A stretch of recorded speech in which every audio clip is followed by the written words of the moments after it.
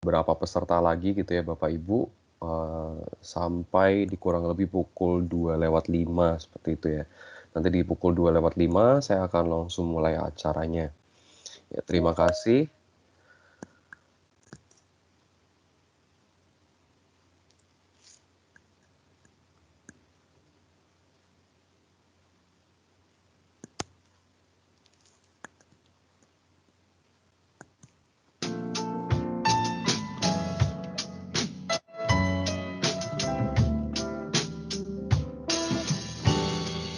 Orang ini berisik.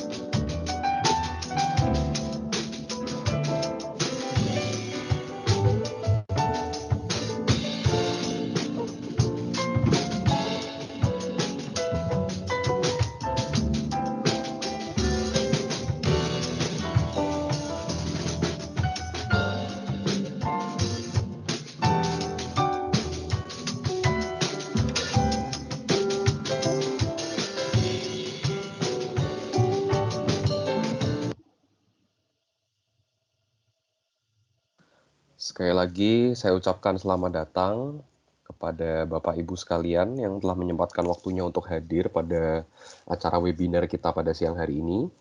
Mohon kepada Bapak Ibu untuk menunggu sebentar seperti itu ya, kurang lebih hingga pukul 2:05, karena kita masih menunggu beberapa peserta yang lain untuk bergabung bersama dengan kita seperti itu. Ya, terima kasih.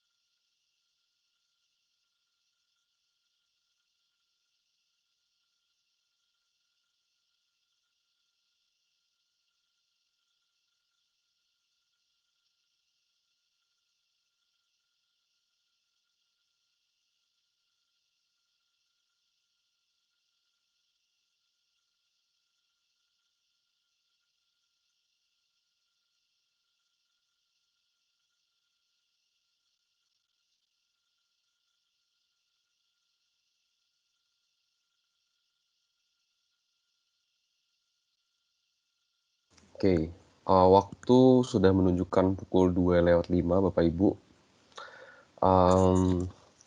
Kalau begitu saya langsung mulai saja untuk acara pada siang hari ini tanpa menunggu berlama-lama seperti itu ya.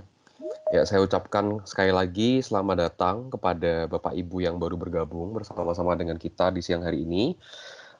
Terima kasih atas waktunya, terima kasih atas partisipasinya. Sebelumnya perkenalkan terlebih dahulu, saya Riksen Indra. Di sini saya sebagai tim product marketing dari PT Mitra Integrasi Informatika. Dan pada kesempatan kali ini saya akan mencoba untuk membawakan satu topik dari produk NetApp. Mungkin sebelumnya pastinya saya ingin berdoa gitu ya buat Bapak Ibu sekalian, semoga semuanya dalam keadaan sehat selalu. Mungkin ada yang kerja dari kantor atau mungkin ada yang WFH juga, nggak masalah. Mungkin paling nggak kepada Bapak Ibu mohon untuk mencari tempat duduk yang paling nyaman gitu ya, untuk kurang lebih 1 jam ke depan, di mana saya akan mencoba untuk menjelaskan satu topik yang berjudul Active IQ Unified Manager ini.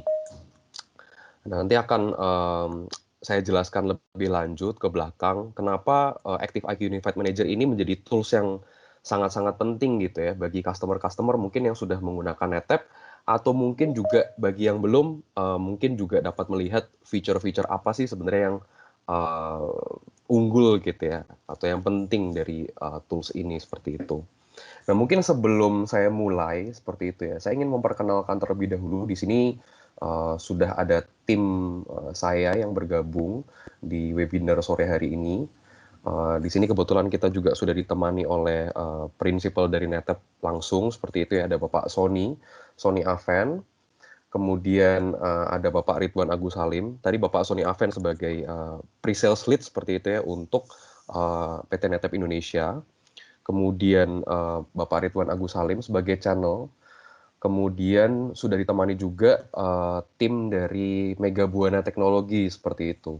Ada Ibu Denis, kemudian ada Bapak Agus Leo Suteja, dan ada Bapak Samsul Akbar seperti itu.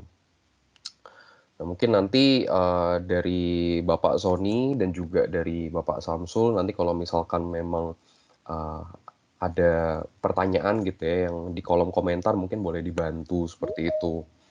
Nah, kemudian di sini saya juga sudah ditemani oleh manajer saya, direct report saya yaitu Bapak Gunawan Angsana dan juga ada tim saya yaitu Ibu Violen dan Ibu Susanti seperti itu. Nah, oke, mungkin tanpa menunggu berlama-lama lagi, saya akan langsung mulai acaranya. Nanti mohon kepada Bapak Ibu untuk tetap dapat mute dulu suaranya selama acara berlangsung. Dan jika memang ada pertanyaan nanti boleh langsung dituliskan saja di kolom komentar dan nanti kita akan bantu fasilitasin seperti itu. Oke. Nah, mungkin di awal saya ingin menyampaikan dulu ada satu hal menarik seperti itu ya. Mungkin apakah sudah lihat slide saya? Mungkin boleh ditulis di kolom komentar. Oh, oke. Kalau ada yang kurang jelas, entah dari suara saya atau mungkin slide-nya freeze seperti itu ya, mungkin Bapak Ibu boleh tuliskan saja di kolom komentar seperti itu. Nah, di sini ada 3 hal menarik yang ingin saya sampaikan untuk acara siang hari ini, di mana nanti di akhir acara akan ada feedback form yang mungkin Bapak Ibu bisa isi, dan kita juga akan berikan voucher Tokopedia seperti itu. Mungkin bisa dipakai gitu ya untuk belanja nanti 11.11 juga seperti itu ya. Vouchernya sebesar 50.000 dan ini eligible untuk peserta yang mengisi feedback form dan menggunakan email korporasi seperti itu ya Bapak Ibu ya. Dimohon untuk jangan menggunakan email pribadi karena nanti akan kesulitan untuk kita memvalidasi seperti itu. Kemudian juga tolong nanti dicantumkan nomor HP yang bisa dihubungi karena nanti di sini kami akan memvalidasi juga ke Bapak Ibu melalui nomor HP yang tercantum di dalam feedback form. Jadi sekali lagi saya sampaikan mohon menggunakan email korporasi dan juga menggunakan nomor HP yang bisa dihubungi seperti itu. Kemudian poin yang kedua, di sini juga ada voucher Tokopedia sama sebesar 200.000 untuk tiap peserta yang terpilih sebanyak 3 orang dari pertanyaan-pertanyaan yang diajukan seperti itu. Nanti 3 pertanyaan terpilih ini akan dijawab secara live. Dan dari peserta-peserta yang berhasil seperti itu ya, dipilih pertanyaan yang untuk dijawab secara live akan mendapatkan voucher Tokopedia sebesar 200.000.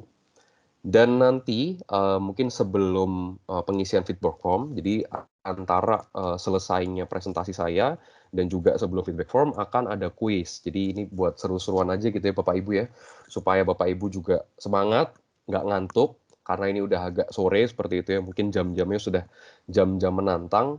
Nah, di sini kita juga udah siapkan voucher sebesar 300.000, 250.000, dan 200.000 untuk 3 pemenang teratas. Seperti itu. Dan lagi-lagi mohon untuk mengisi feedback formnya disesuaikan seperti itu ya. Karena nanti kita untuk voucher masing-masing ini kita akan validasi juga melalui nomor HP dan email yang sama seperti itu.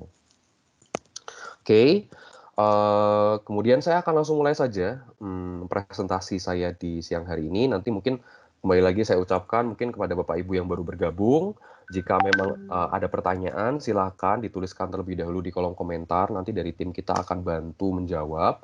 Kemudian kalau misalkan memang memungkinkan seperti itu ya, mungkin Bapak Ibu bisa tetap mengkondisikan mic-nya dalam kondisi mute seperti itu supaya acara tetap kondusif.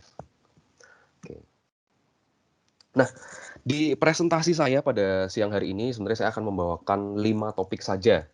Jadi 5 poin penting, 5 garis besar yang akan saya bawakan, yaitu yang pertama introduction, kemudian dari tools yang mungkin tadi saya sudah mention gitu ya. Jadi introduction-nya pun berkenaan dengan tools ActiveIQ ini. Kemudian poin yang kedua adalah ActiveIQ dan juga Unified Manager. Nanti saya akan jelaskan ini terms-terms ini apa mungkin bagi Bapak Ibu yang belum familiar seperti itu ya. Kemudian nanti juga saya akan jelaskan salah satu value dari tools kita ini yaitu VMware Awareness dan juga ONTAP Innovation Support seperti apa, dan yang terakhir tentunya summary. Oke. Saya awalnya akan coba jelaskan dulu gitu ya Bapak Ibu ya. Mungkin dari Bapak Ibu ada yang sudah mengenal, mungkin ada yang sudah pakai, tapi juga ada yang mungkin belum mengenal dan belum pakai seperti itu ya produk dari NetApp sendiri. Nah, mungkin saya ingin coba jelaskan terlebih dahulu. Mungkin dari Bapak Ibu banyak yang sudah mengenal NetApp itu sebagai storage vendor seperti itu ya, atau storage company. Yang mana mungkin dari bertahun-tahun yang lalu gitu ya, karena NetApp memang awalnya bergerak betul dari storage seperti itu. Tapi kalau kita berbicara sekarang di era yang sudah memasuki digital transformation ini, saya rasa ketika mendeskripsikan NetApp itu sebagai storage company atau storage vendor sudah kurang tepat. Karena secara roadmap sendiri, secara vision ke depannya, NetApp itu lebih cocok dikatakan sebagai cloud data services company. Yang mana kita nggak cuma berbicara mengenai storage saja seperti itu Bapak Ibu ya, tapi juga solusi secara keseluruhan, integrasi secara keseluruhan antara yang ada di on-premise dan juga yang ada di cloud. Seperti itu. Nah, mungkin ini satu informasi menarik saja gitu ya, yang saya ambil dari Gartner per tahun 2019 kemarin, karena yang per tahun 2020 ini memang saya cek masih belum keluar seperti itu ya. Jadi saya ambil dari yang tahun lalu per tahun 2019, NetApp di kategori primary storage itu masuk ke dalam leaders quadrant. Yang mana di sini maksudnya adalah secara eksekusi di lapangan gitu ya.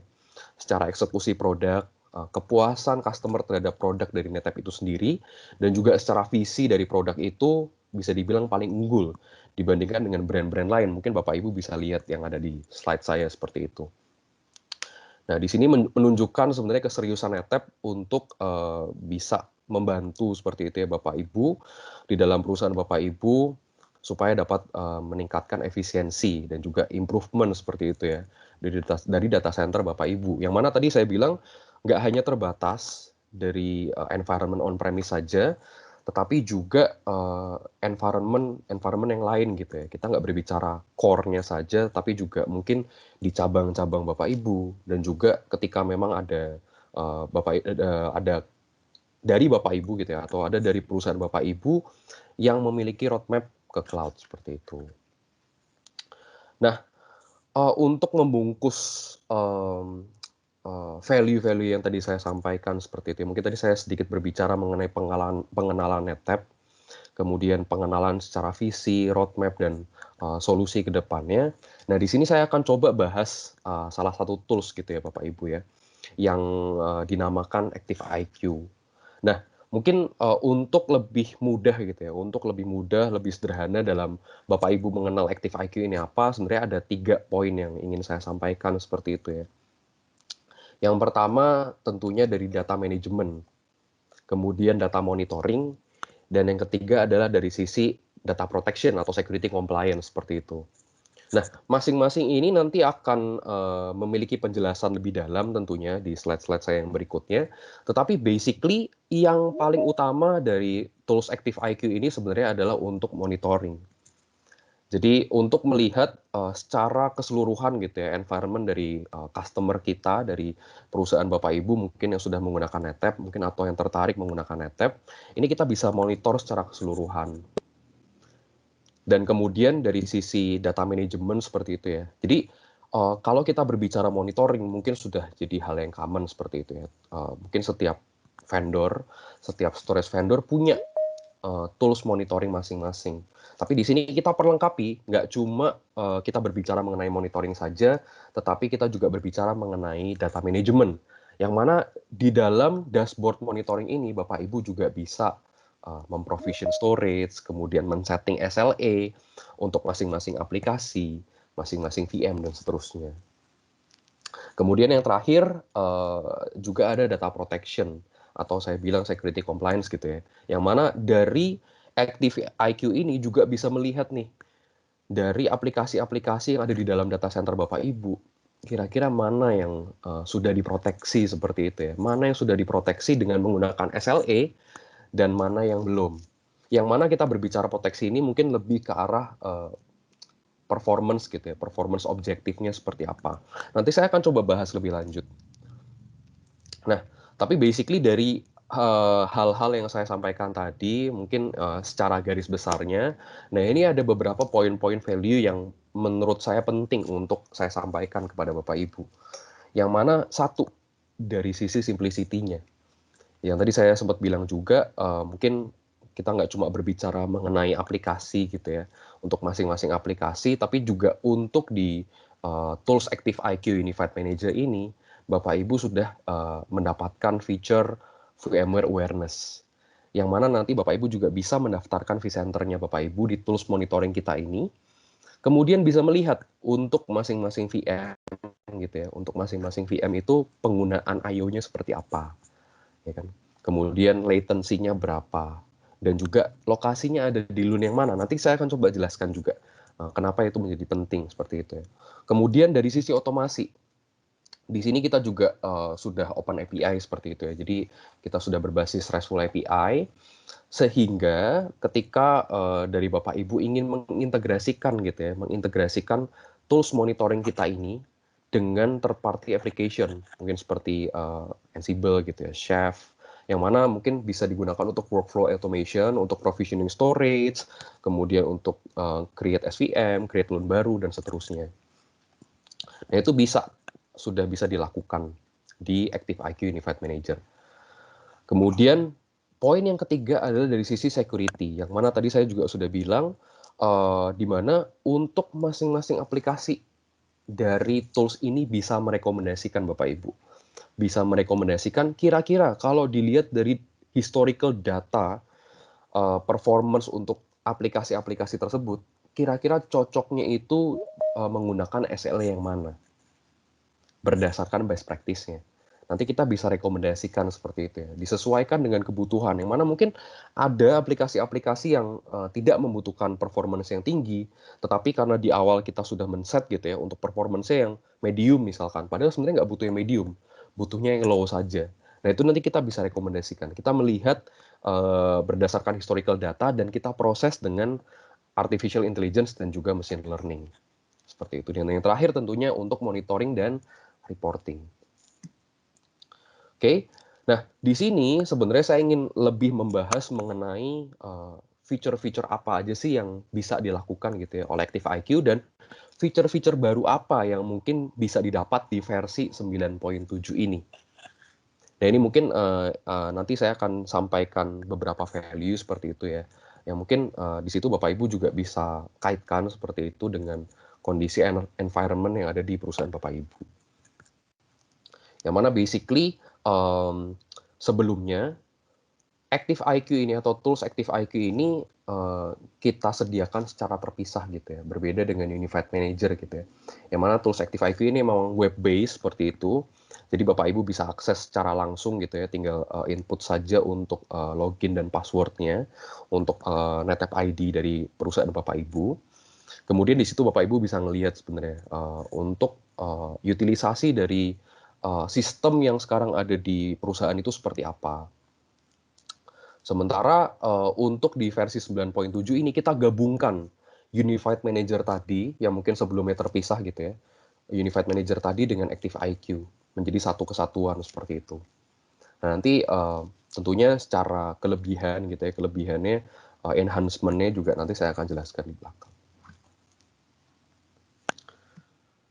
Oke. Nah, di sini mungkin ini sedikit menggambarkan gitu ya Bapak Ibu ya untuk dashboard dari Active IQ Unified Manager yang baru itu seperti apa ya. Basically informasi-informasi yang standar gitu ya Bapak Ibu butuhkan seperti performance, kemudian capacity gitu ya. Itu tetap ada sesuai dengan versi yang sebelumnya. Tetapi di sini yang baru adalah kita juga menampilkan informasi mengenai security atau security compliance gitu ya. Yang mana kita nggak cuma berbicara mengenai performance-nya sudah terutilize berapa, capacity-nya sudah terutilize berapa, tapi lagi-lagi kita berbicara mengenai compliance dari sisi security untuk masing-masing aplikasi atau mungkin masing-masing volume seperti itu.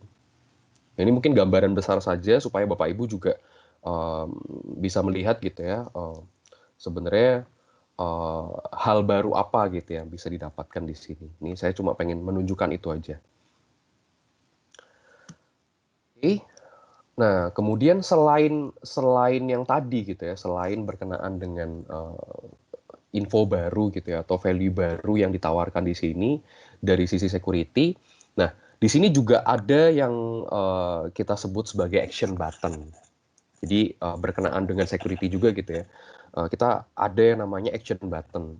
Yang mana di sini akan menotify gitu ya Bapak Ibu, menotify user ketika ada misconfiguration atau ada aplikasi, ada workload yang tidak sesuai dengan security compliance yang sudah di set gitu ya. Jadi ketika memang ada security compliance, contohnya seperti yang ada di layar gitu ya, mengenai telnet gitu ya. Telnet sebenarnya boleh atau tidak ya, tidak ada masalah seperti itu ya. Tapi itu tidak comply dari sisi security. Oleh karena itu direkomendasikan untuk mendisable. Nah, di sini nanti Bapak Ibu tinggal klik saja tombol fix it yang dinamakan sebagai action button tadi. Seperti itu. Oke. Nah, selain itu dari sisi versi 9.7 ini juga memberikan informasi mengenai capacity management. Yang mana dari capacity management ini akan memberikan informasi mengenai tren dalam bentuk grafik gitu ya. Tren mengenai historical data itu seperti apa. Jadi kita melihat dari sisi pola atau ya tren datanya dari yang sebelum-sebelumnya. Kemudian nanti Bapak Ibu bisa lihat untuk klaster yang ini misalkan, saya pengen lihat kira-kira kapasitas saya tuh akan penuh di berapa waktu. Jadi di berapa lama lagi seperti itu ya. Misalkan bisa 1,5 tahun lagi, 2 tahun lagi, di situ akan kelihatan. Atau mungkin dibalik gitu ya approach-nya, dalam 3 bulan ke depan, kira-kira utilisasi saya berapa persen. Nah itu tentunya akan terpakai gitu ya, mungkin bagi Bapak Ibu yang storage-nya gitu ya, sistemnya sudah mendekati critical dari sisi utilisasi, Bapak Ibu bisa memanfaatkan feature ini. Jadi bisa dikira-kira gitu ya, kalau misalkan sekarang udah 75%, 78%, ya kira-kira saya mesti lakukan penambahan kapan? Seperti itu, supaya nggak sampai critical gitu ya storage-nya. Utilisasinya nggak sampai terlalu tinggi. Seperti itu. Di sini lebih menekankan feature dari capacity management yang tadi. Jadi kita bisa memberikan forecast, memberikan prediksi seperti itu ya. Kira-kira secara utilisasi nggak cuma berbicara capacity, ya, tapi juga dari sisi performance juga gitu ya. Nah di sini bentuknya seperti kartu-kartu ya Bapak Ibu ya. Kalau tadi Bapak Ibu lihat di halaman depan gitu ya atau di home-nya itu bentuknya seperti kartu-kartu yang di sini tentunya membantu memudahkan user dalam membaca informasinya tentunya dan juga di sini kita juga tampilkan mengenai rasio dari data reduction yang ada di masing-masing cluster seperti itu. Ini kurang lebih, jadi untuk masing-masing cluster juga nanti Bapak Ibu bisa klik. Jadi kelihatan nanti secara grafikalnya itu seperti apa. apa namanya, peningkatan atau growth dari capacity-nya seperti apa, kemudian dari sisi performance-nya, fluktuasinya seperti apa, itu bisa dilihat, seperti itu. Nah, kemudian selain berdasarkan capacity yang tadi saya bilang gitu ya, jadi juga bisa ditampilkan workload atau aplikasi-aplikasi mana yang memakan resource paling besar. Jadi nanti di sini kelihatan untuk aplikasi-aplikasi mana sih sebenarnya yang IOPS-nya paling besar gitu ya, atau mungkin yang sangat-sangat kritikal gitu untuk business sustainability seperti itu.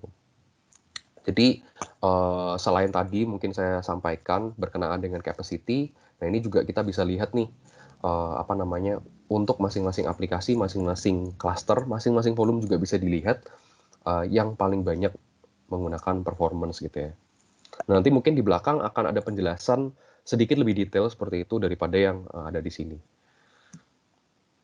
Nah, ini juga bisa di filter seperti itu ya Bapak Ibu ya, berdasarkan IOPS, throughput ataupun capacity gitu. Jadi dari aplikasi-aplikasi yang ada di dalam sistem, kira-kira mana yang makan capacity paling besar itu juga bisa dilihat tentunya.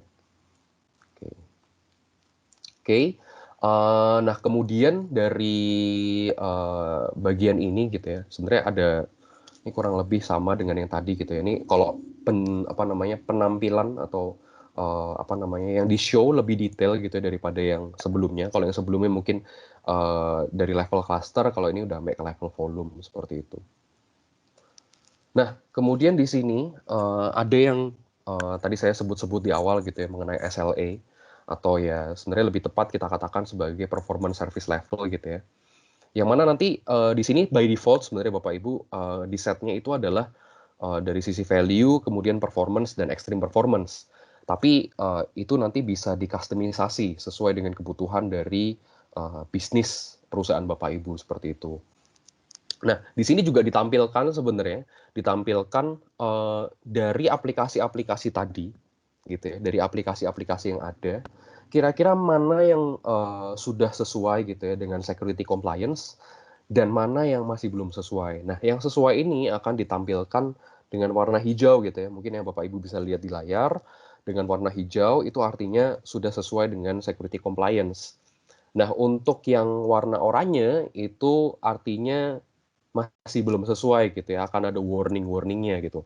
Nah, nanti akan ada rekomendasinya gitu ya, bisa dibiarkan atau bisa disesuaikan gitu ya secara manual atau disesuaikan secara otomatis berdasarkan AI dan ML kita tadi. Seperti itu. Dan mungkin yang abu-abu itu lebih ke yang belum di-assign gitu ya, aplikasi-aplikasi atau volume-volume yang belum di-assign menggunakan performance service level ini. Mungkin nanti kelihatannya lebih ke warna merah gitu ya, itu yang nggak ada lah ibarat kata. Seperti itu. Jadi mungkin saya tekankan lagi untuk yang warna hijau ini sebenarnya untuk yang lebih ke align gitu ya dengan service levelnya gitu. Service level dalam artian yang tadi saya sempat mention. Jadi aplikasi ini sebenarnya butuhnya mungkin cuma 5.000 IOPS. Tapi kita setting di performance yang sebenarnya itu di dalamnya berikut konfigurasi minimum 15.000 IOPS. Sehingga di sini ada ketidaksesuaian gitu kan ya, ada ketidaksesuaian. Mungkin harusnya dia bisa pakai yang value gitu ya, mungkin yang lebih kecil secara konfigurasi, tetapi karena kita setting di performance, di sini akan keluar warning. Oh, melihat dari historical data lagi-lagi berdasarkan analisa, sepertinya untuk aplikasi ini tidak perlu menggunakan service level performance, tapi cukup menggunakan yang value. Nanti kelihatan. Dan itu lagi-lagi bisa disetting manually. Jadi misalkan kita pindah apa namanya, sepertinya saya perlu pindah gitu ya ke value atau minta langsung dijalankan gitu ya by system secara otomatis, atau mungkin kita biarkan saja juga nggak ada masalah karena mungkin memang apa namanya berdasarkan penilaian dari business user memang diperlukannya sekian seperti itu. Oke. Nah, nanti di sini untuk masing-masing poin gitu ya, untuk masing-masing performance service level ini bisa diklik juga, nanti bisa kelihatan, oke, aplikasi ini ternyata udah masuk ke value, aplikasi ini sudah masuk ke extreme performance, dan seterusnya. Nah, oke. Nah, selanjutnya saya akan berbicara mengenai security seperti itu ya Bapak Ibu ya. Nah, mungkin sebelum saya berbicara lebih lanjut gitu ya, mungkin kalau dari Bapak Ibu masih ada yang belum jelas gitu ya dari penjelasan tadi mengenai secara gambarannya dulu ya garis besarnya, mungkin silahkan Bapak Ibu tanyakan di kolom komentar gitu. Kita akan bantu untuk fasilitasin seperti itu. Oke. Nah, kemudian di bagian security ini sebenarnya ada beberapa hal yang ingin saya highlight. Jadi selain kita berbicara mengenai security dari level cluster gitu ya, atau mungkin ya yang lebih dalam mungkin dari level volume. Nah, untuk versi 9.7 ini karena tadi saya bilang sudah bisa terintegrasi gitu ya dengan vCenter dan bisa mengenali VM-VM yang ada di dalamnya. Nah, ini juga bisa nih melihat untuk compliance dari per VM seperti itu. Nah, ini lagi-lagi ini dashboard awalnya, jadi saya ingin menunjukkan gambaran besarnya saja untuk menu security ini seperti apa. Jadi nanti akan kelihatan kira-kira VM mana sih yang sudah comply gitu ya dari sisi security tadi, atau VM mana yang masih belum, nanti akan kelihatan. Dan itu tentunya bisa di-expand gitu ya, bisa kelihatan masing-masing VM-nya seperti apa, dan masing-masing cluster-nya seperti apa. Seperti itu. Nah, kemudian di sini di bagian remediation ini akan kelihatan sebenarnya. Di sini Bapak Ibu mungkin bisa lihat ada events-events gitu ya, ada events yang sebenarnya maksudnya dari events ini adalah ya, kalau ditemukan warning gitu ya. Kalau ditemukan adanya warning atau adanya isu nanti akan masuk ke dalam list events-events ini. Nah, kalau misalkan di breakdown ya kurang lebih seperti ini gitu ya untuk yang general. Nah, di sini nanti dari Active IQ ini sebenarnya juga bisa menampilkan events-events yang apa ya, yang sudah dikelompokkan gitu ya Bapak Ibu ya. Nah, ini untuk yang general. Jadi contoh gitu ya untuk yang ada di layar. Jadi seperti Global VIPs ya, ini kan sebenarnya kan implementasi untuk standar FVPS untuk klaster itu. Jadi ini belum diaktifkan gitu. Nah, ini direkomendasikan untuk dinyalakan misalkan. Jadi untuk apa namanya memenuhi security compliance kita rekomendasikan untuk menyalakan si FVPS ini seperti itu. Kemudian dari telnet tadi yang sudah disampaikan sebelumnya direkomendasikan untuk dimatikan karena kondisinya sedang dinyalakan makanya ada warning. Kemudian insecure SSH settings ini juga apa namanya mungkin biasanya nggak lewat SSH gitu ya tapi lewat shell biasa. Nah itu juga ada apa namanya warningnya seperti itu. Kemudian di sini juga ada login banner yang biasanya mungkin ketika dari Bapak Ibu gitu ya sebagai user masuk ke dalam sistem itu kan ada tulisannya gitu ya. Sistem ini tuh punya siapa, milik perusahaan apa. Dan mungkin nanti akan ada warningnya misalkan ada unauthorized personnel gitu yang masuk ke dalam seperti itu. Nah, ini kurang lebih informasi-informasi yang sifatnya general juga bisa disampaikan di sini. Bapak Ibu bisa lihat di sini seperti itu. Dan kemudian ya nanti bisa disortir berdasarkan periode waktunya, kapan, 24 jam ke belakang dan seterusnya. Oke, nah yang selanjutnya itu berkenaan dengan analisa dari workload gitu ya, analisa dari workload. Yang mana mungkin di sini disampaikan bahwa akan mempermudah proses troubleshooting seperti itu ya. Nah, di bagian ini sebenarnya ada beberapa hal baru seperti itu ya Bapak Ibu ya. Mungkin kalau yang Bapak Ibu kenal dulunya, mungkin sudah ada yang pakai NetApp gitu ya, atau mungkin sudah ada yang familiar gitu ya dengan environment NetApp. Mungkin dulunya antara IOPS, latency dan throughput itu dipisah gitu ya, masing-masing satu grafik. Yang mana nanti kalau misalkan Bapak Ibu pengen nyari irisannya gitu ya, di satu titik tertentu kira-kira IOPS saya berapa, latency saya berapa, throughput saya berapa. Nah, itu akan lebih susah tentunya buat nyari irisannya. Sementara di sini itu bisa digabung dalam satu grafik gitu ya. Yang mana nanti kalau Bapak Ibu lihat gitu ya ada mata-matanya di kiri ini Bapak Ibu bisa nyala matikan gitu ya. Kalau saya cuma pengen ngelihat IOPS misalkan, berarti yang mata throughput ini bisa saya matikan. Kalau sebaliknya juga bisa disesuaikan saja lah. Jadi Bapak Ibu bisa dengan mudah melihat dalam satu waktu misalkan di Januari tanggal 6 tahun 2020 jam 12 gitu ya. Itu kira-kira IOPS-nya berapa, latency-nya berapa itu bisa dilihat secara langsung. Karena udah langsung kelihatan gitu kan irisannya. Seperti itu. Nah, kemudian selain tadi gitu ya berbicara performance, nah ini juga kita bisa lihat dari sisi capacity-nya seperti itu. Jadi apa namanya tentunya sama karena kita ada timestamp-nya seperti itu ya Bapak Ibu ya. Jadi bisa kelihatan untuk growth-nya, kira-kira growth penambahan datanya itu seperti apa. Ya kan? Kita melihat berdasarkan data-data yang lalu juga bisa, yang mana tadi sebenarnya data ini yang akan digunakan untuk menganalisa kira-kira tren ke depannya itu akan seberapa besar gitu ya growth-nya. Seperti itu. Jadi bisa dilihat dalam satuan waktu kira-kira kapasitasnya itu tuh berapa, meningkat jadi berapa, dan seterusnya. Nah, di sini sebenarnya dari hal-hal yang tadi saya sampaikan seperti itu ya, itu mungkin di awal juga sudah di-mention gitu ya. Sebenarnya tujuannya untuk mempermudah troubleshooting. Yang mana apa namanya? Di sini dari Active IQ ini sebenarnya akan menarik data performance dari sistem itu sendiri gitu ya. Nah, nanti dari data performance itu ya seperti yang tadi Bapak Ibu bisa lihat, data performance itu yang nanti akan bisa digunakan gitu ya untuk menganalisa misalkan di jam-jam tertentu gitu ya, di jam-jam tertentu kenapa kok ada perlambatan dari sisi performance seperti itu ya. Kenapa kok ada perlambatan dari sisi performance? Apakah memang sistemnya yang ada isu seperti itu ya? Atau memang dari sisi resource sudah termakan gitu ya, misalkan sama workload yang lain seperti itu. Atau memang dari sisi IOPS-nya sedang turun seperti itu. Nah, itu nanti Bapak Ibu bisa lihat. Nah, kemudian ada satu hal juga yang ingin saya sampaikan di mana analisa Active IQ ini akan dilakukan setiap 5 menit sekali. Jadi paling kecilnya Bapak Ibu ya untuk analisa Active IQ ini sebenarnya dilakukan 5 menit sekali. Dan itu bisa disetting hingga 10 menit dan maksimal di 15 menit. Seperti itu. Jadi kalau misalkan Bapak Ibu merasa oke 5 menit sepertinya intervalnya terlalu pendek seperti itu ya, mungkin bisa disetting 10 atau 15 menit. Seperti itu. Nah, kemudian ini jadi dari performance tadi gitu ya, dari data performance yang ditampilkan itu bisa juga kelihatan untuk masing-masing timestamp itu kira-kira ada warning apa aja gitu ya. Ada masalah apa aja. Yaitu nanti mungkin bisa digunakan sebagai justifikasi gitu ya.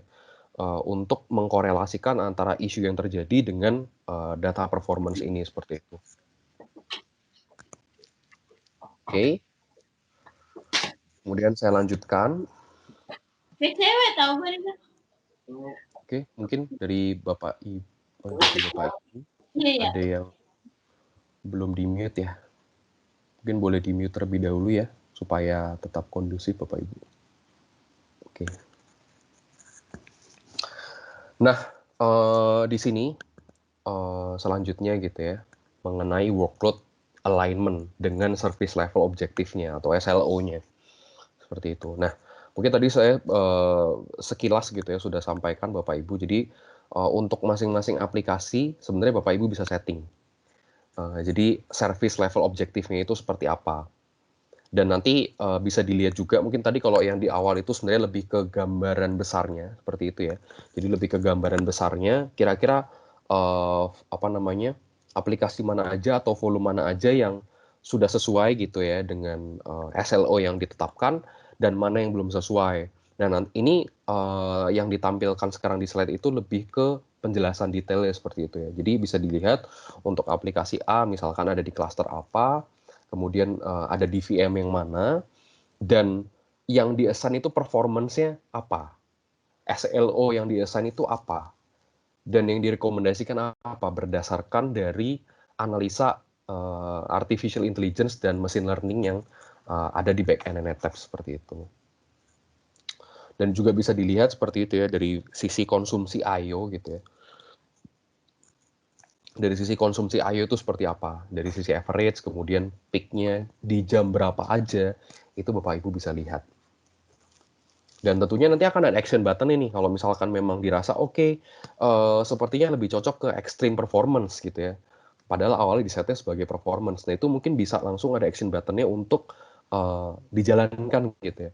Langsung di-assign sistemnya sesuai dengan yang direkomendasikan. Nah ini Bapak Ibu mungkin bisa lihat di kotak biru di atas tabel itu ya, ada assign system recommended PSL. Seperti itu. Ya itu bisa langsung disesuaikan seperti itu ya. Nah, kemudian ya ini sebenarnya lebih ke penjelasan step-stepnya aja gitu ya, lebih detailnya. Nah, nanti bisa dilakukan di sini gitu ya, Bapak Ibu ya. Jadi untuk masing-masing aplikasi, masing-masing workload, misalkan ingin diganti service level objektifnya itu bisa dilakukan di sini seperti itu. Atau mungkin yang belum di-assign, jadi nanti kan Bapak Ibu juga akan mendapatkan summary seperti itu ya. Jadi kira-kira workload mana, aplikasi mana yang belum di-assign, bisa langsung di-assign dari Active IQ ini. Jadi sebenarnya dari tadi yang saya sampaikan itu, Active IQ ini tentunya digunakan untuk memudahkan gitu ya Bapak Ibu ya, nggak sekedar untuk monitoring, tetapi juga bisa digunakan untuk memanage data center. Tetapi lagi-lagi mungkin ada limitasinya gitu ya. Ketika Bapak Ibu mengakses apa namanya sistem manager gitu ya, atau mungkin langsung directly ke konsol manajemennya dari storage itu sendiri, pasti secara feature lebih rich. Karena fungsionalnya memang untuk control dan manage kalau itu. Tapi kalau ini sebenarnya digunakan untuk misalkan kondisinya sekarang Bapak Ibu sedang WFH gitu ya. Kemudian nggak ada akses directly langsung ke storage-nya. Bapak Ibu mungkin bisa langsung buka aja via web base-nya ini. Dan Bapak Ibu bisa apa namanya lakukan lah tadi aktivitas monitoring dan juga aktivitas-aktivitas yang lain sebenarnya. Yang mungkin tadi sudah saya sampaikan seperti itu. Oke. Nah ini kalau tadi ketika berdasarkan rekomendasi-rekomendasi yang diberikan gitu ya, entah Bapak Ibu mau membiarkan atau mau mengikuti rekomendasinya, itu kembali lagi ke masing-masing user, nanti tinggal di-confirm aja dan akan langsung disesuaikan gitu ya dengan conformance-nya dari performance itu sendiri, seperti itu. Nah, kemudian di sini mungkin ada satu hal yang ingin saya highlight seperti itu ya Bapak Ibu ya, di mana selain kita memberikan informasi gitu ya, selain Active IQ ini atau tools ini memberikan informasi mengenai space yang tersisa itu berapa, tools ini juga memberikan informasi mengenai IOPS yang tersisa itu berapa. Jadi yang masih bisa diutilize itu berapa persen lagi. Nah ini mungkin yang sebelumnya belum ada gitu ya, dan ada di feature yang terbaru ini. Nah, berikutnya saya akan lebih berbicara mengenai integrasi antara yang sebelumnya itu Unified Manager dan juga Active IQ dipisah gitu ya. Nah, sekarang itu kita gabung jadi satu. Yang mana mungkin dulunya gitu ya untuk melihat misalkan ada bug apa di sistem gitu ya atau ada bug apa di firmware yang baru, itu bisa dilakukan dengan menggunakan Active IQ gitu ya, yang web base. Sementara untuk melihat directly gitu ya, untuk mengontrol sistemnya, untuk melihat directly langsung ke sistemnya, itu bisa menggunakan yang on-premise seperti itu. Unified Manager yang on-premise. Nah, sekarang itu sudah digabung. Jadi mereka sudah terintegrasi, ya kan? Yang sebelumnya mungkin auto support itu tool sendiri gitu yang ada di dalam Active IQ. Nah, sekarang digabungkan jadi satu single pane of glass. Jadi bisa dilihat semuanya di situ. Bapak Ibu juga nantinya bisa melihat gitu ya, kira-kira license apa aja sih yang aktif. Kemudian kontraknya itu tuh akan berakhir kapan seperti itu ya. Kemudian capacity-nya sisa berapa, performance-nya itu yang tersedia berapa gitu misalkan. Nah hal-hal itu mungkin sebelumnya ada di tools yang berbeda gitu ya. Nah sekarang kita gabungkan menjadi satu. Yang mana ini juga sebenarnya bisa diakses melalui mobile app ya Bapak Ibu ya. Saya sering sekali gitu ya melihat kalau misalkan memang ada customer yang menginformasikan misalkan adanya isu gitu ya. Kemudian diminta untuk melihat ini apa namanya storage-nya storage yang mana gitu ya berdasarkan serial number-nya gitu. Minta tolong dilihatkan. Nah, itu saya biasanya lihat lebih gampang gitu ya di mobile apps-nya gitu ya. Jadi saya langsung bisa akses, saya input saja gitu ya misalkan serial number-nya. Kemudian akan kelihatan nanti dia serial number ini ada di dalam cluster yang mana misalkan. Ada di dalam cluster yang mana, kemudian resiko apa aja gitu ya, atau warning apa aja, atau ada events apa aja yang di dalam cluster tersebut misalkan. Kemudian versi dari firmware-nya itu versi berapa juga bisa dilihat langsung melalui mobile apps. Seperti itu. Nah, kemudian apa namanya? Ketika yang dulu tadi saya bilang gitu ya, dulu itu kan mungkin dipisah menjadi dua tools yang berbeda. Nah, sekarang itu karena sudah digabung antara yang tadi saya bilang web based gitu yang ada di cloud, kemudian yang ada di on-premise juga. Jadi Bapak Ibu bisa langsung menarik data gitu. Misalkan saya bisa langsung tarik data mengenai informasi-informasi tadi, mengenai capacity, kemudian mengenai license, mengenai kontrak berupa Excel gitu. Nanti Bapak Ibu bisa generate gitu Excel-nya, yang mana akan kepakai ketika Bapak Ibu misalkan ada di cabang gitu ya, di cabang yang mungkin akses internetnya terbatas atau mungkin yang bahkan susah gitu ya buat dapat koneksi internet. Nah, itu bisa dilakukan karena tadi sudah terintegrasi satu sama lain. Nah, ini mungkin bentukannya kurang lebih ketika Bapak Ibu generate gitu ya berupa Excel, nanti akan kelihatan gitu untuk misalkan cluster ini license apa aja yang ada di dalamnya. Kemudian kontraknya akan berakhir kapan dan seterusnya. Nah, ini nanti mungkin akan berkaitan seperti itu ya Bapak Ibu ya dengan darkset. Jadi maksudnya darkset di sini ada yang tadi saya mention ketika Bapak Ibu diharuskan gitu ya untuk mengakses informasi dari sistem di lokasi-lokasi yang sulit misalkan. Bapak Ibu nggak perlu nih ngeklik eksternal gitu, harus connect ke internet, nggak perlu. Karena sebenarnya Bapak Ibu sudah bisa tuh langsung mengenerate saja gitu ya. Dari yang di on-premise, Bapak Ibu tinggal keluarkan saja nanti file Excel-nya gitu ya. Atau Bapak Ibu download file Excel-nya. Dan di situ akan bisa tuh kelihatan informasi-informasi apa aja sih sebenarnya Bapak Ibu pilih untuk ditampilkan seperti itu.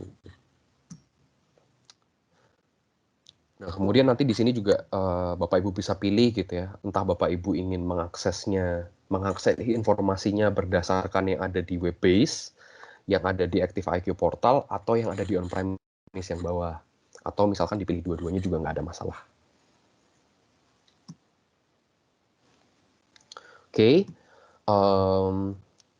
kemudian yang selanjutnya gitu ya, jadi ketika tadi mungkin saya sudah berbicara Bapak Ibu mengenai service level objektif. Nah, sebenarnya ada yang men-trigger supaya analisa antara masing-masing aplikasi dengan service level objektif itu bisa berjalan gitu ya. Yang kita namakan sebagai NSLM atau NetApp Service Level Manager. Yang mana nanti dari NSLM ini akan men-trigger sebenarnya bahwa aplikasi ini cocok ternyata sama SLO yang ini gitu ya. Sama performance service level yang ini. Atau misalkan ternyata nggak cocok gitu ya, direkomendasikan untuk yang lain. Nah, ini sebenarnya yang menjadi triggernya adalah dari NSLM ini. Dan mungkin sebelumnya, dari versi-versi yang sebelumnya, NSLM ini sebenarnya license terpisah. Nah, mulai di versi 9.7 ini, by default memang Bapak Ibu akan sudah mendapatkan feature ini gitu ya. Feature NSLM ini. Seperti itu. Jadi mungkin Bapak Ibu bisa lihat di bagian bawah gitu ya. Di versi 9.6 NSLM ini merupakan subscription base. Sementara di 9.7 itu sudah by default dapat seperti itu. Karena sudah semuanya terintegrasi Bapak Ibu jadi satu gitu ya dengan Unified Manager kita. Ini sebenarnya sedikit penjelasan lebih detail seperti itu ya mengenai NSLM tadi. Ya, yang mana ya sebenarnya ini sangat-sangat berguna ketika Bapak Ibu ingin mengefisiensikan tentunya mengefisiensikan resource yang ada di dalam sistem di data center Bapak Ibu seperti itu. Nah, kemudian berkaitan dengan performance service level. Nah, basically tadi saya bilang by default ada 3, yang value, performance, dan extreme performance. Yang mana sebenarnya mungkin ada tipe-tipe gitu ya yang cocok, tipe workload yang cocok gitu ya. Mungkin kalau untuk value Bapak Ibu bisa gunakan untuk email, kemudian untuk file sharing seperti itu. Yang performance itu bisa digunakan untuk VM, kemudian untuk database, dan untuk yang ekstrim misalkan bisa digunakan untuk LDAP dan seterusnya. Nah, di sini by default gitu ya, Bapak Ibu bisa melihat di tabel berikut ini untuk minimum IOPS per terabyte dan maksimumnya itu berapa. Jadi kalau misalkan memang nanti Bapak Ibu set misalkan untuk aplikasi tertentu menggunakan PSL value misalkan, itu akan secara otomatis minimum IO-nya itu yang akan didapatkan per terabyte-nya adalah 128 dan maksimumnya itu 512. Kemudian latensinya juga 17. Yang mana nanti Bapak Ibu juga bisa kustomisasi, jadi nggak harus sesuai dengan yang ini gitu ya Bapak Ibu, bisa disesuaikan saja dengan kebutuhan.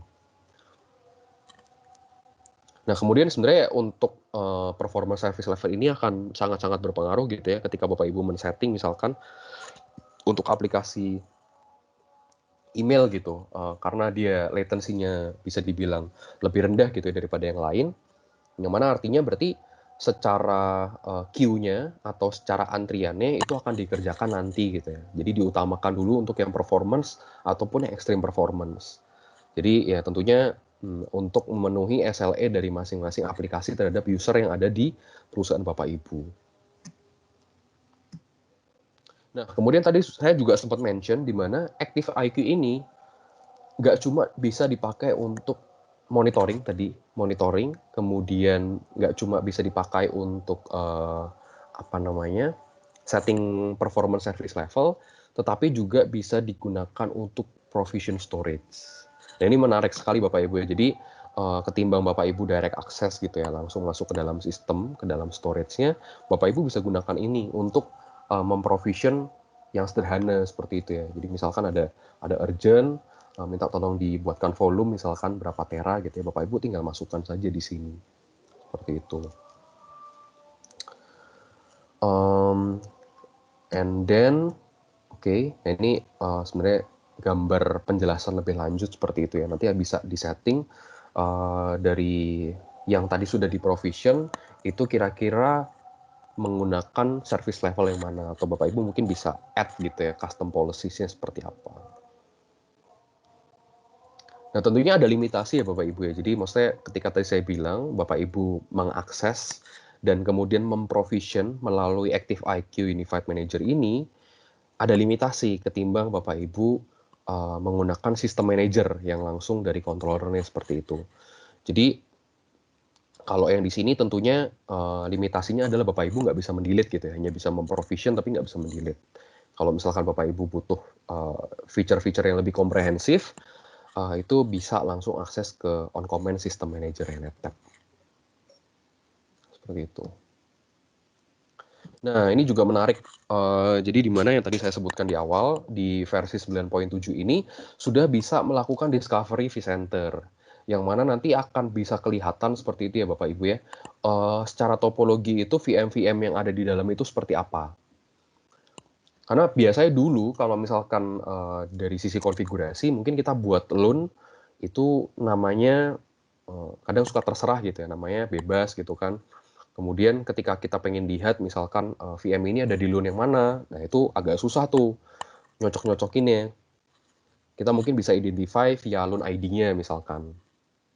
Nah kalau di sini tentunya lebih dimudahkan. Kenapa? Karena ketika kita sudah bisa mendiscovery VM-nya, nanti akan kelihatan juga nih VM-nya ada di cluster yang mana, ada di server yang mana, ada di host yang mana gitu ya. Kemudian ada di LUN yang mana.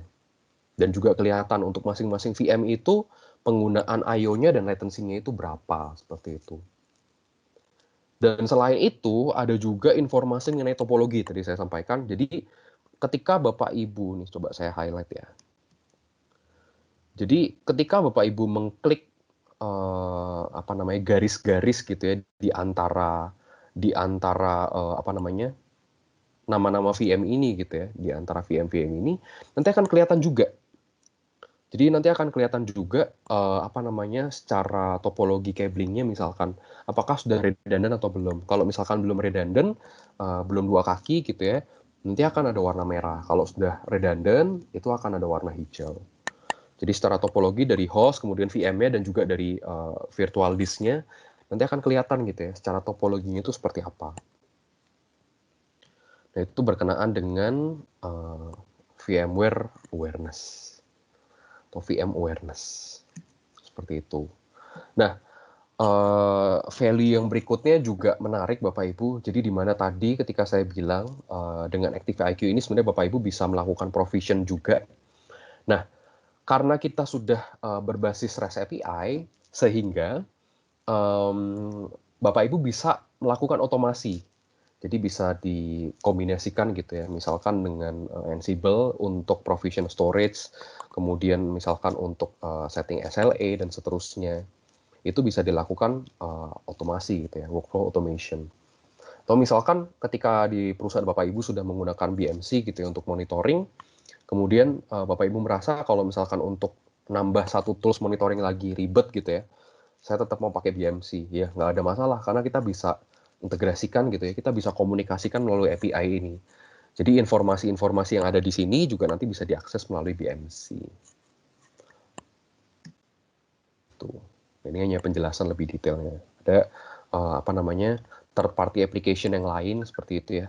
Ya mungkin bisa Chef, Puppet, kemudian bisa diintegrasikan juga dengan ServiceNow untuk portal seperti itu ya. Nah, yang selanjutnya itu mengenai environment on tap gitu ya, karena sebenarnya kan ActiveIQ ini bisa digunakan untuk memonitor keseluruhan environment NetApp seperti itu. Nah, di sini ada tambahan enhancement yang baru gitu ya, di mana NetApp itu baru di belakangan ini gitu ya Bapak Ibu ya, mengeluarkan yang namanya All-Send Array, yang mana mungkin berbeda gitu ya konsepnya dengan storage kita yang sebelumnya, di mana mungkin yang sebelumnya itu ada dual controller yang sifatnya aktif pasif gitu ya. Nah, sementara untuk yang all send array ini sifatnya adalah aktif-aktif. Jadi karena konsepnya aktif-aktif, Bapak Ibu bisa langsung meng-cut gitu ya waktu ketika misalkan contoh gitu ya dengan storage kita yang lama, controller 1 mati. Kemudian file over ke controller sebelahnya. Nah, kemudian secara akses tetap harus mengakses datanya ke sebelah dulu, baru naik ke host. Nah, karena ini sudah aktif-aktif gitu ya, apa namanya, Bapak Ibu bisa langsung directly gitu ke masing-masing controller seperti itu. Nah, yang mana ini adanya di all send array.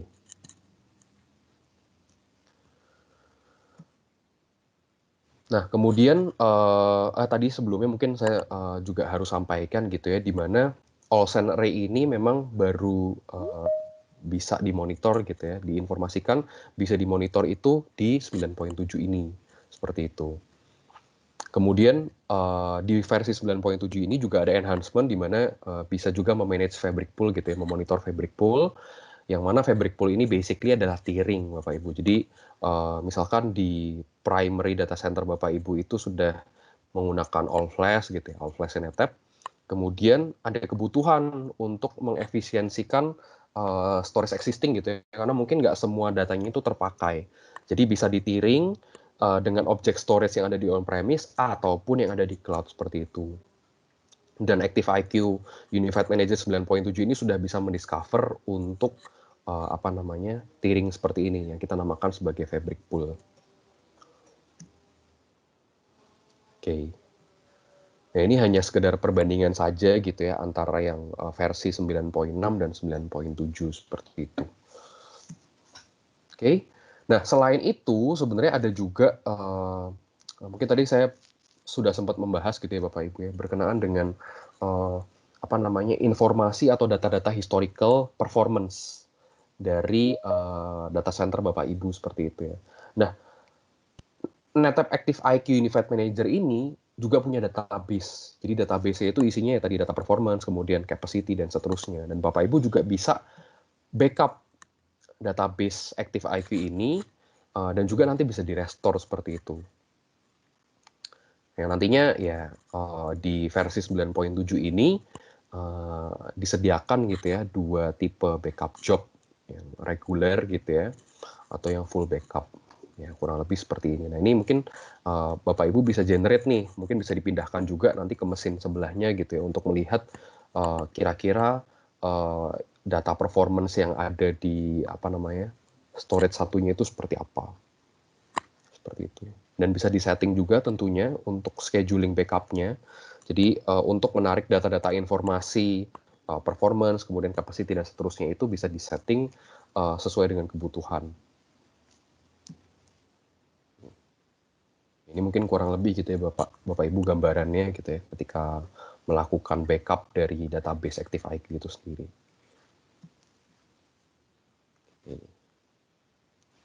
Yang kemudian ya di sini ada beberapa hal saja sih yang ingin di-highlight.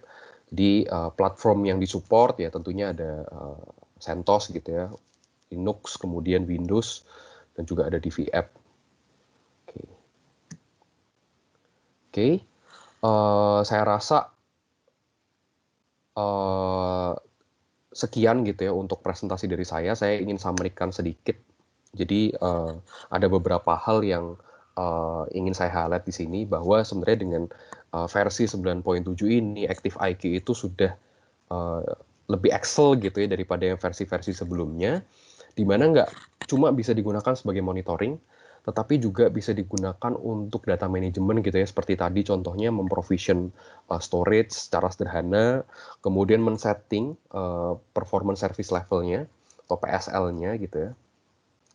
Kemudian juga ada tadi yang VM awareness seperti itu ya Bapak Ibu ya, yaitu juga pastinya akan membantu terutama untuk troubleshooting dari tempat Bapak Ibu gitu ya, untuk melihat kira-kira VM ini tuh ada di mana sih sebenarnya lokasinya. Kemudian secara topologi itu sudah sesuai belum dengan best practice-nya seperti itu. Kemudian juga ada beberapa informasi-informasi lainnya yang tentunya seperti tadi gitu ya, untuk call sign array, kemudian untuk fabric pool. Jadi untuk fitur-fitur itu sebenarnya sudah bisa dimonitor gitu ya melalui Active IQ ini.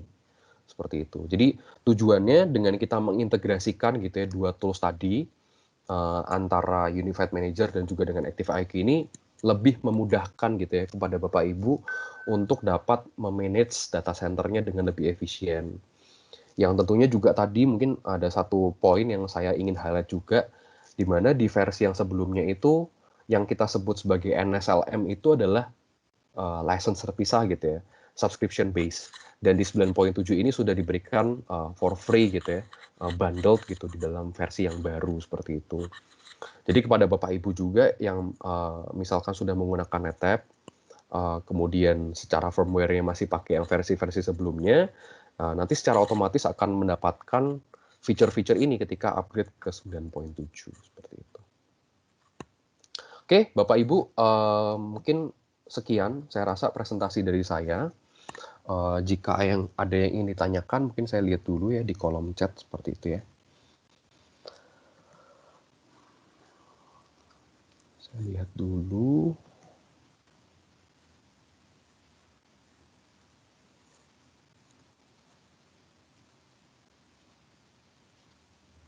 Oke, ini mungkin sudah ada beberapa pertanyaan saya lihat ya.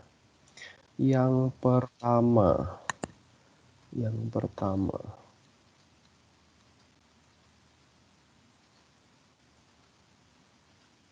Oke.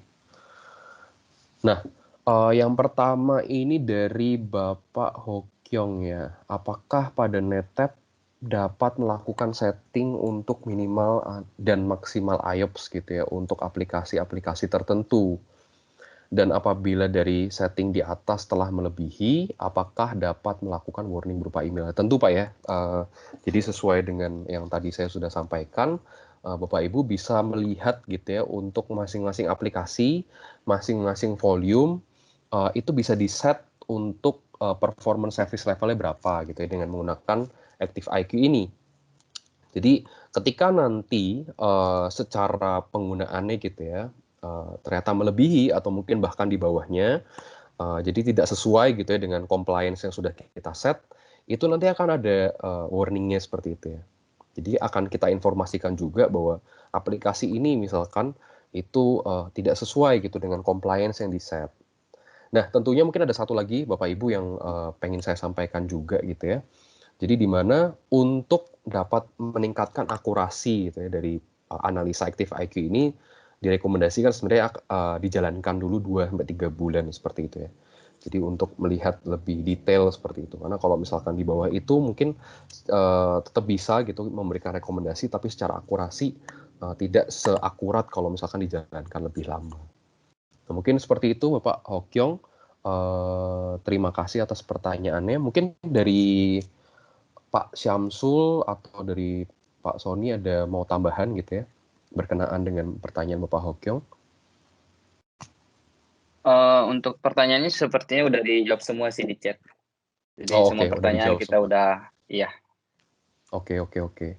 Nah, paling ini aja sih Pak Syamsul, kita akan coba pilih gitu ya dua pertanyaan menarik lagi gitu ya, untuk dijawab secara live mungkin dari Pak Syamsul yang tadi sudah berdiskusi gitu ya dengan para peserta. Mungkin Pak Syamsul boleh infokan gitu untuk pertanyaan mana yang kira-kira bisa kita jawab secara live gitu.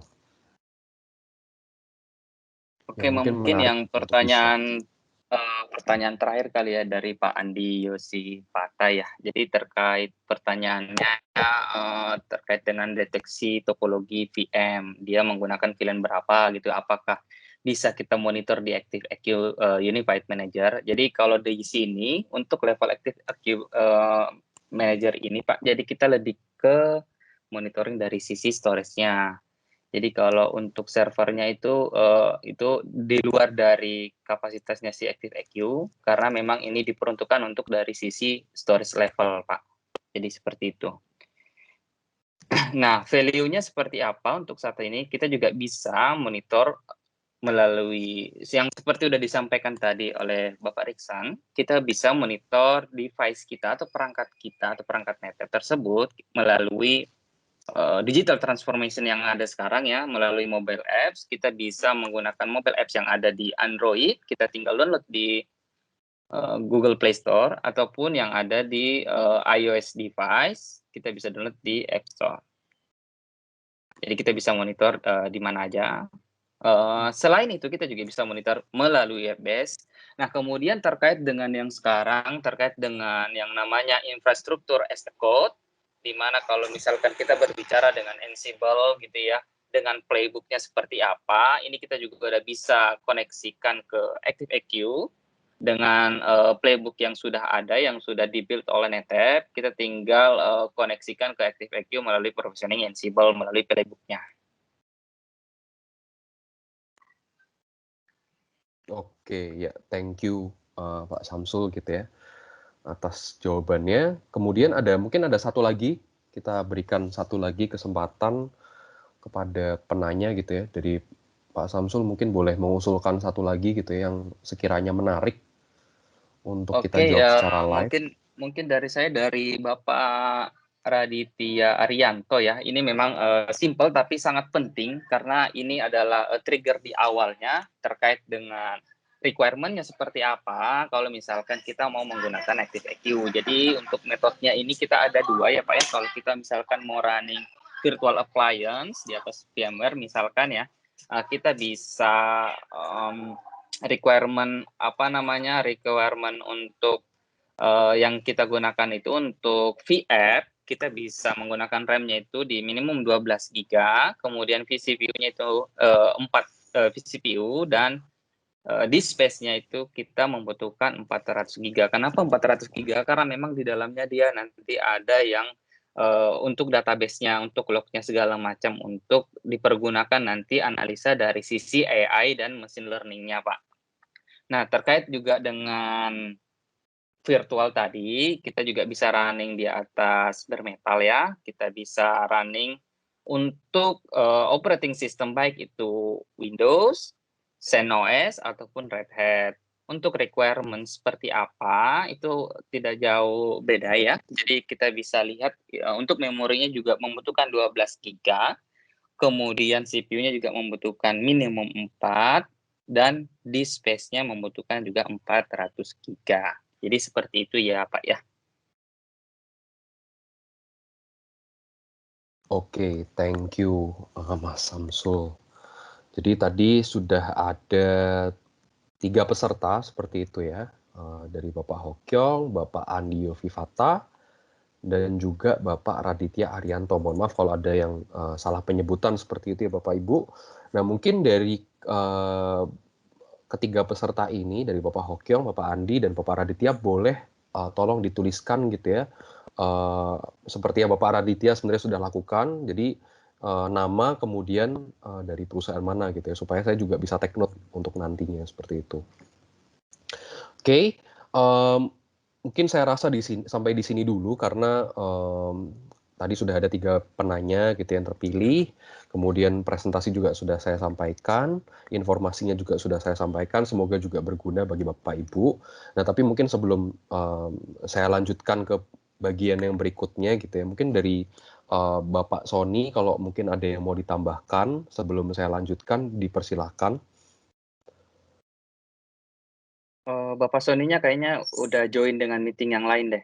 Oh, oke, tidak masalah berarti. Mungkin dari Mas Samsul ada yang mau ditambahkan sebelum kita lanjutkan? Dari saya sudah cukup sih. Oke, baik. Seperti itu Bapak Ibu. Nah, mungkin untuk agenda selanjutnya kita akan masuk ke sesi kuis.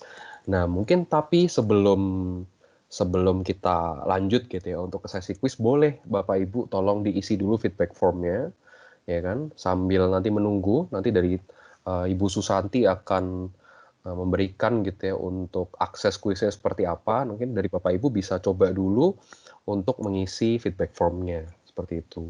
Mungkin saya persilahkan Ibu Santi. Untuk share screen-nya apa sudah terlihat? Clear Ibu. Oke. Untuk Bapak Ibu yang ingin join kuis, bisa langsung join kuisnya tertera di kolom chat sesuai dengan format yang tertera, yaitu perusahaan strip namanya. Jadi kalau mau ikut untuk kuisnya, itu harus sesuai dengan formatnya ya Bapak Ibu. Jadi perusahaan strip namanya gitu. Untuk link kuisnya sudah saya share di kolom chat.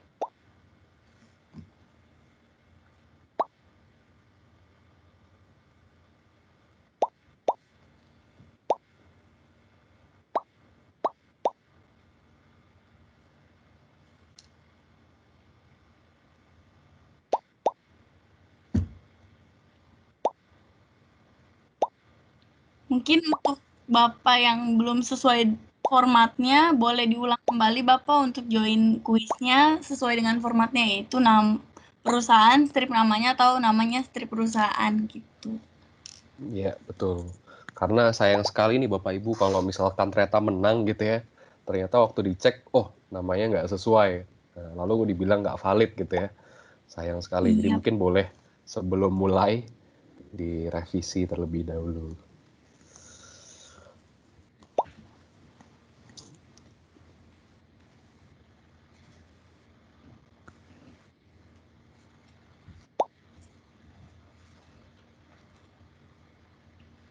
Oke, kemudian sambil menunggu, Bapak Ibu silahkan juga mengisi feedback formnya terlebih dahulu gitu ya. Karena nanti untuk nama-nama gitu ya yang tercantum di dalam feedback form berhak gitu ya mendapatkan voucher yang sudah saya sampaikan tadi di awal sebesar Rp50.000. Kemudian tadi saya ucapkan sekali lagi selamat kepada 3 penanya terpilih seperti itu ya, yaitu Bapak Hokyong, Bapak Andi, dan Bapak Raditya yang berhak juga mendapatkan shopping voucher Tokopedia sebesar Rp200.000. Nah, mungkin bagi yang belum dapat gitu ya dari pertanyaan terpilih tadi, mungkin bisa dari kuis ini gitu ya, karena untuk juara satunya akan mendapatkan Rp300.000, juara 2 Rp250.000, dan juara 3 Rp200.000. Lumayan Bapak Ibu ya buat ngantongin nanti kalau 11-11 gitu ya. Silahkan bagi Bapak Ibu yang belum join, silahkan untuk langsung bergabung gitu ya. Linknya sudah dicantumkan di chatbox. Mungkin kita tunggu 1 menit lagi untuk join di menit 3:15 untuk kuisnya kita start ya. Oke.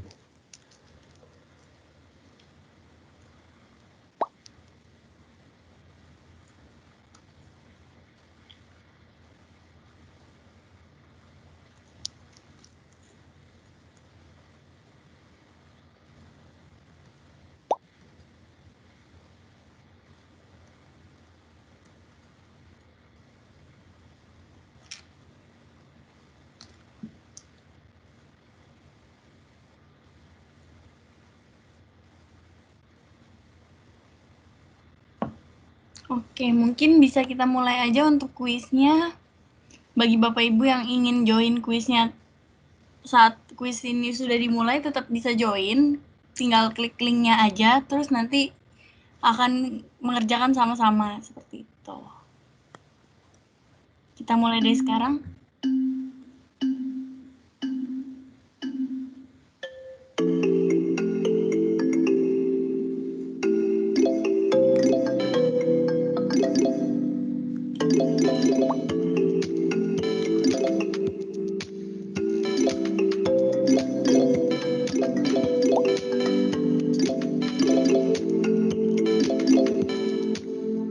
Kuisnya nggak banyak Bapak Ibu, jadi mungkin bisa dimaksimalkan seperti itu ya.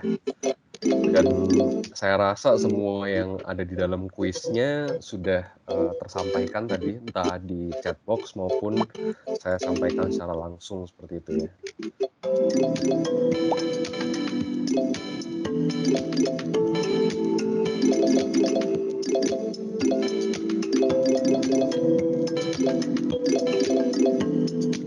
Nah, mungkin sekarang untuk yang nomor 1, wah udah diselip oleh Bapak Febrianto gitu ya.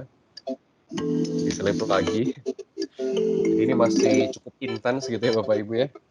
Sekarang nomor 1-nya ada di Bapak Budi, nomor 2 Bapak Febrianto, nomor 3 Bapak Ramadhani. Wow, udah diselip lagi. Jadi mungkin bisa dimaksimalkan Bapak Ibu ya. Hanya ada 6 soal. Siapa tahu dengan mengerjakan kuis ini dan ikut webinar hari ini, ya selain bisa menambah ilmu, juga bisa menjadi insight ya Bapak Ibu ya, untuk proses efisiensi data center masing-masing seperti itu ya.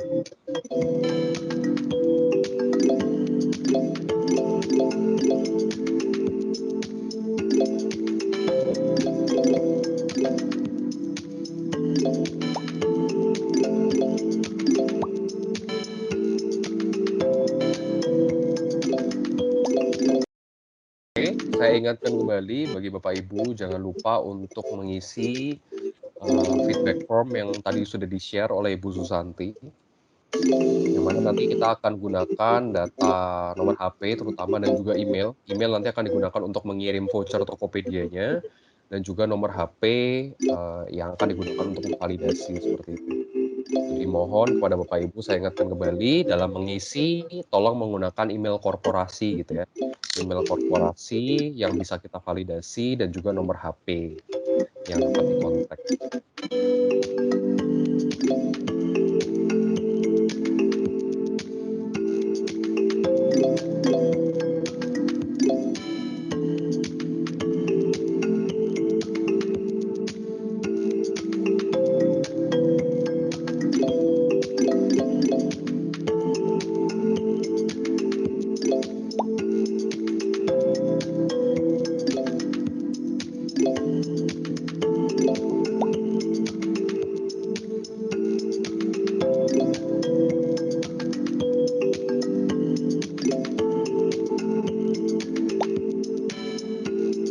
Sudah banyak yang selesai.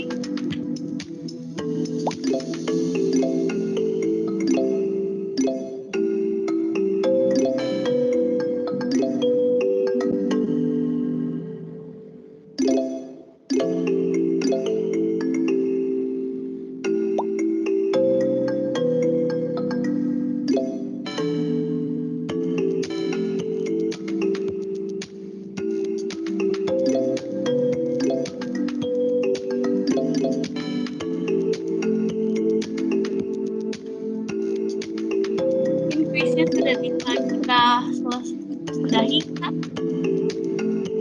Karena juga udah banyak yang selesai kuisnya. Silakan Ibu Santi. Oke.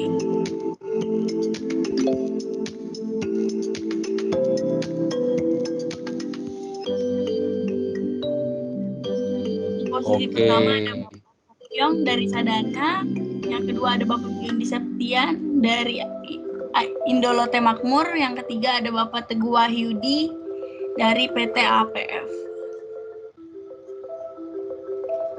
Oke, selamat kepada 3 pemenang gitu ya.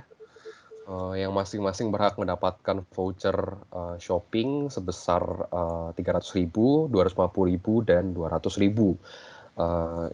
Untuk kepada para pemenang, kita akan segera kontak gitu ya, kurang lebih di 3 hari kerja untuk kita kontak dan kita distribusikan voucher shopping ini. Jadi mohon jangan lupa gitu ya, terutama kepada para bapak ibu yang menang ataupun yang nggak menang nggak masalah, karena di sini semuanya pemenang gitu ya, masing-masing berhak mendapatkan voucher sebesar 50.000 untuk yang mengisi feedback form, beserta juga tadi untuk penanya terpilih dan pemenang kuis. Selamat, dan sekali lagi saya ucapkan terima kasih. Tentunya saya mewakili segenap tim dari PT Mitra Integrasi Informatika, PT Mega Buana Teknologi, dan juga PT Netep Indonesia, mengucapkan terima kasih sebesar-besarnya kepada para peserta yang telah menyempatkan waktunya di siang hingga sore hari ini untuk bergabung bersama-sama dengan kami untuk kita sharing bareng gitu ya. Kita belajar bersama. Ya, harapannya semoga kita dapat bertemu dalam waktu dekat gitu ya. Ketika PSBB ini sudah mulai dilonggarkan seperti itu ya Bapak Ibu, dan mungkin kita sudah bisa beraktivitas layaknya normal seperti itu ya. Sekali lagi saya ucapkan terima kasih. Selamat sore dan sampai jumpa.